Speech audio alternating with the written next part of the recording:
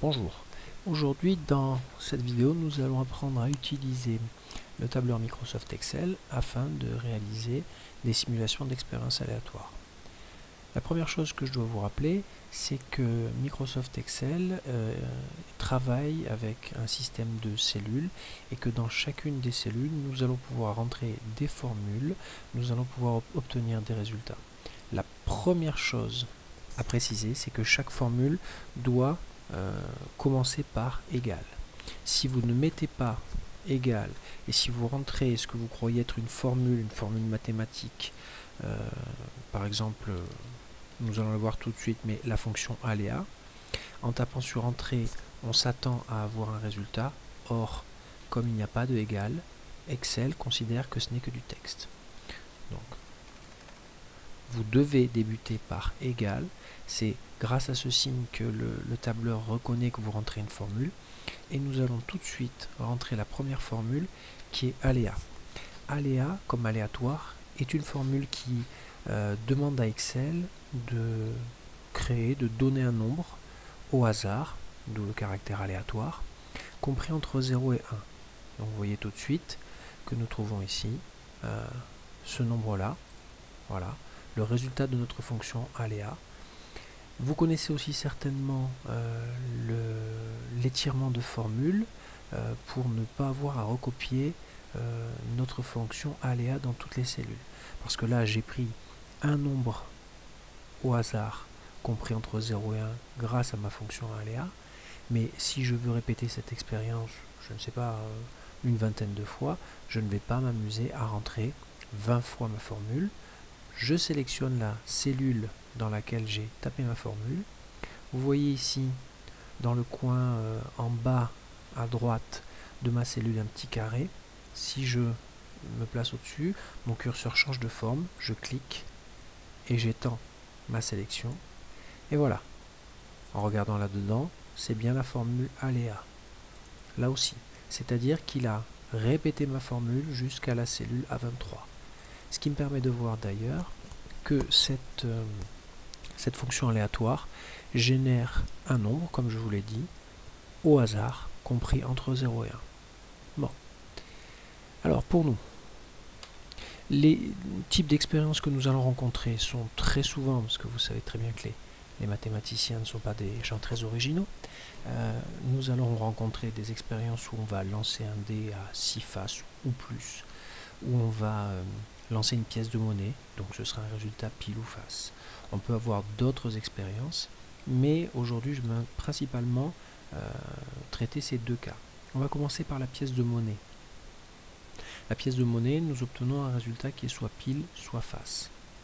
Alors, comme je vous l'ai dit, la fonction aléa donne un nombre au hasard, pris entre 0 et 1.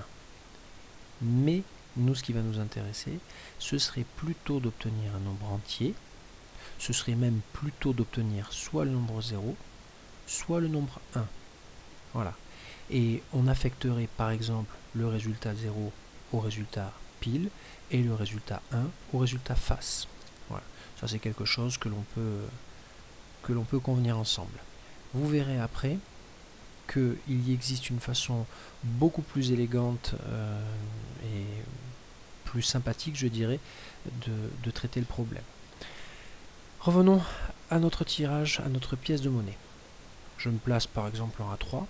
Alors, un petit conseil, chaque fois que vous faites une expérience à l'aide d'Excel, si vous avez une expérience à répéter plusieurs fois, je vous conseille de mettre un titre, un intitulé pour ne pas vous perdre. Par exemple ici, je vais dire lancer de pièces. Voilà.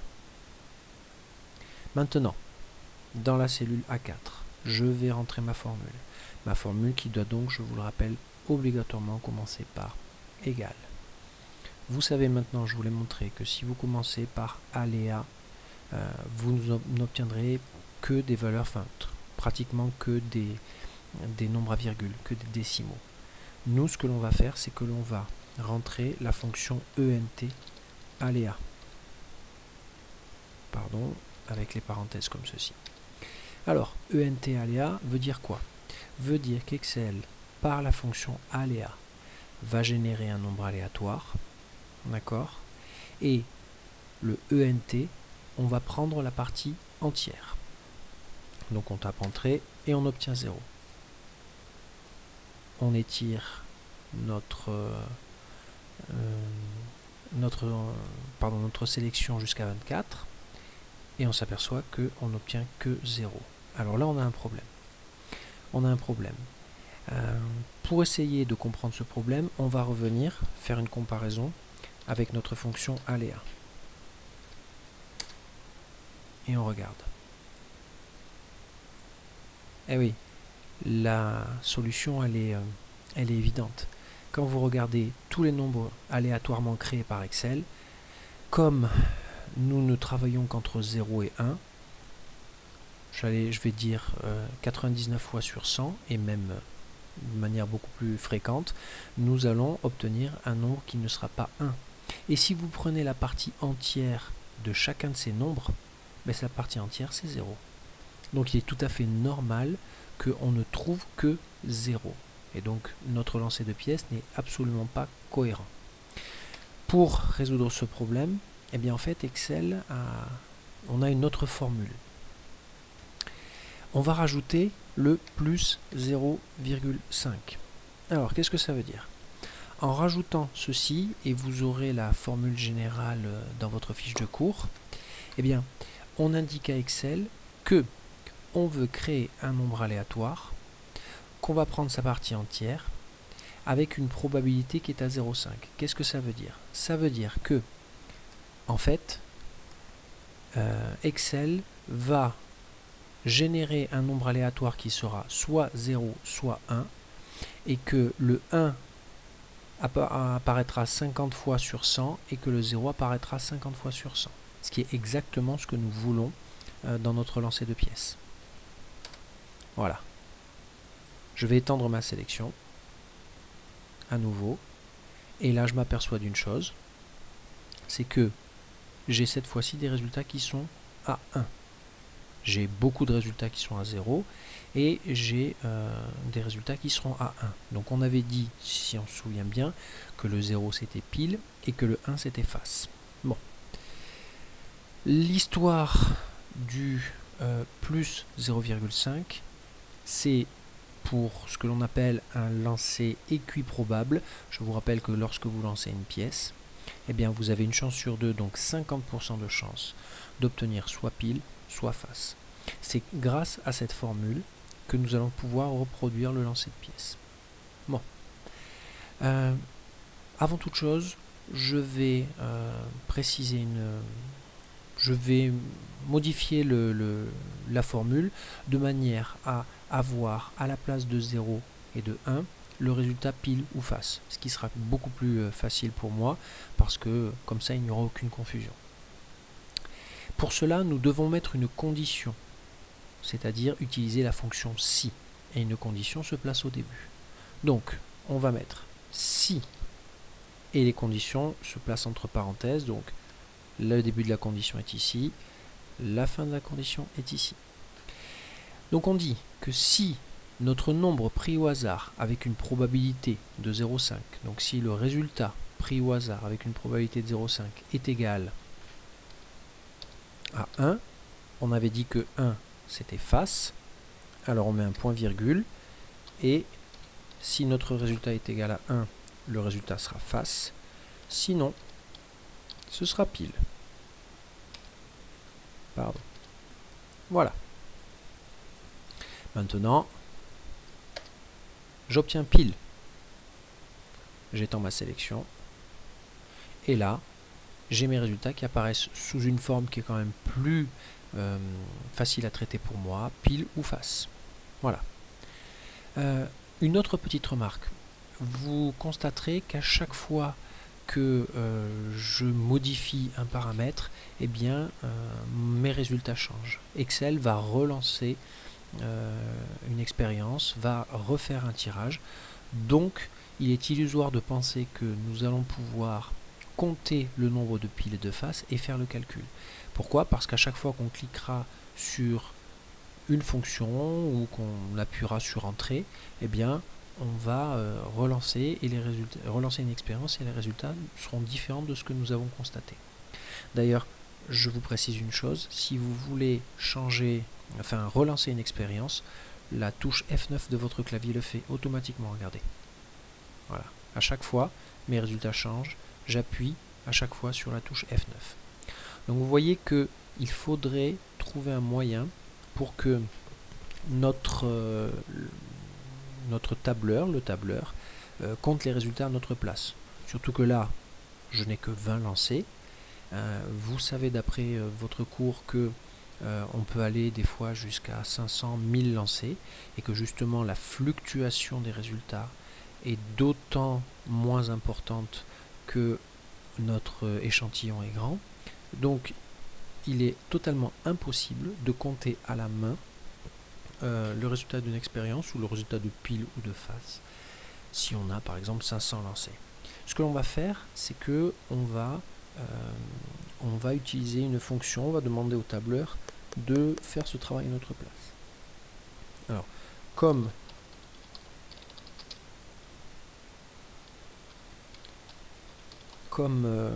je vous l'avais dit, mettez toujours un petit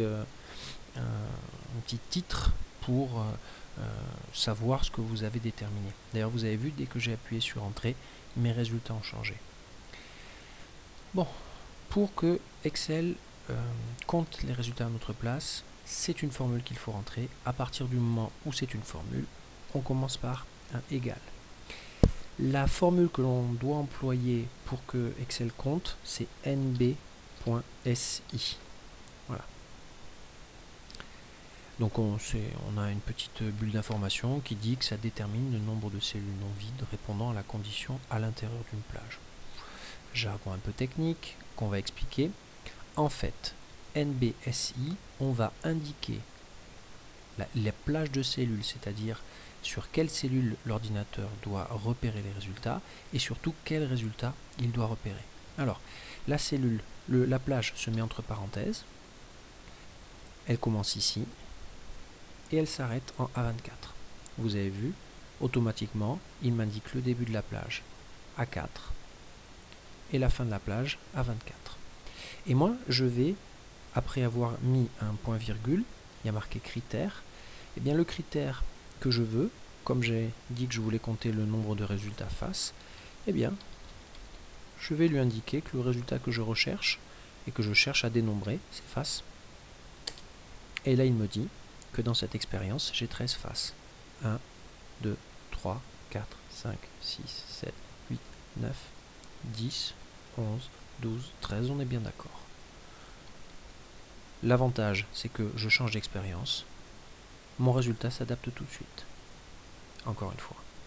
Et donc maintenant, eh bien pour calculer des fréquences, c'est très simple. On peut mettre ici fréquence du résultat face. Et ici, donc vous voyez à chaque fois que j'ai tapé entrée, les résultats ont changé, mais c'est pas important vu que, eh bien, avec cette formule, je m'adapte. Ici, je vais mettre, vous savez que la fréquence correspond à l'effectif divisé par l'effectif total. Mon effectif, c'est le résultat de cette cellule, donc je clique dessus, à 27, divisé par, eh bien, je sais que j'ai 20 calculs, donc divisé par 20, et j'ai une fréquence de 0,4. Vous voyez ? D'ailleurs 0,4 qui est relativement proche de la probabilité, c'est-à-dire le résultat théorique que l'on devrait avoir, qui devrait être à 0,5. Voilà. Ça, c'est pour le lancer d'une pièce ou un résultat qui n'a que deux possibilités, deux issues. Une expérience, pardon, qui n'a que deux issues. Je vais venir ici faire un lancer de dés. Donc vous avez vu, à chaque fois, comme ça je sépare bien mes expériences, je sais où se situent mes résultats pour le lancer de pièces et mes résultats pour le lancer de dés. Maintenant, égal, évidemment. Et là, je vais rentrer une formule qui me permet directement d'avoir mes résultats. Donc mes résultats sont 1, 2, 3, 4, 5, 6. Et cette fonction, évidemment, c'est une fonction aléatoire, donc aléa, point, et entre borne. Pardon, borne. Ça veut dire que Excel va me déterminer un nombre au hasard, un nombre entier, ce qui est un avantage pour moi, qui va être compris entre des bornes. Ces bornes sont le minimum, moi mon minimum est à 1, puisque le premier résultat d'un dé à 6 faces c'est 1. Et ensuite, faites bien attention, c'est un point-virgule qui sépare les deux résultats. Mon résultat maximum c'est 6. Voilà. Dans ce résultat, j'obtiens 5. Si j'étends ma sélection à 20 lancés, voilà, 1, 2, 3, 4, 5, 6. Je n'ai pas d'autres résultats. Voilà. Donc là, c'est beaucoup plus simple au niveau de la formule d'obtenir une simulation de lancer de dés. La formule est ici, aléa, entre bornes, la valeur minimum 1, la valeur maximum 6. Petite précision, quand on utilise cette formule, c'est ce que l'on appelle un résultat équiprobable, c'est-à-dire que le 1, le 2, le 3, le 4, le 5 et le 6 ont autant de chances de sortir les uns que les autres. Il n'y a pas de probabilité supérieure. Par contre, ici, le 0,5 dans ma fonction ENT, aléa, etc. avec la condition, le résultat peut être faussé si par exemple, je change ma probabilité, je la mets à 0,9, voilà, j'étends ma sélection, et là vous remarquez une chose, c'est que j'ai demandé, donc j'ai affecté la valeur 1 à face, sauf que à cause du 0,9, il va générer un nombre aléatoire, mais le résultat 1 aura une probabilité de 90%. Ce qui est bien le cas ici. Voyez? Alors, évidemment, comme vous connaissez votre cours, le fait d'avoir une probabilité de 90% ne veut pas dire obligatoirement que les résultats de votre expérience seront toujours à 90%. Mais vous en serez très proche. On a favorisé le résultat face par rapport au résultat pile. Bon.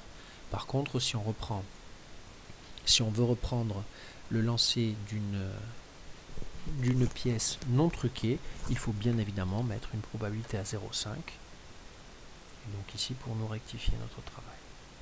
Voilà. De la même façon que pour les résultats, je peux m'intéresser aux résultats. Par exemple 4. Comment est-ce que je fais? Égal nb.si. Ma plage, elle est ici. Et moi, je veux compter le nombre de fois où mon 4 apparaît. Voilà. Sur 20 lancés, j'ai 5 fois le résultat 4 qui apparaît. Évidemment, je peux encore une fois calculer sa fréquence, mais je pense que vous avez compris la façon de procéder. Voilà. J'espère que j'ai été suffisamment clair dans cette vidéo. Vous avez les formules qui sont sur votre fiche de cours. Sachez aussi que votre calculatrice est tout à fait capable de réaliser des expériences, des simulations d'expériences aléatoires. Bien évidemment, vous ne pourrez pas présenter les résultats sous la forme de pile et de face, mais on arrive quand même à faire des choses assez intéressantes. Voilà, j'espère que j'ai été clair. Je vous souhaite bon courage pour la suite et je vous dis à bientôt.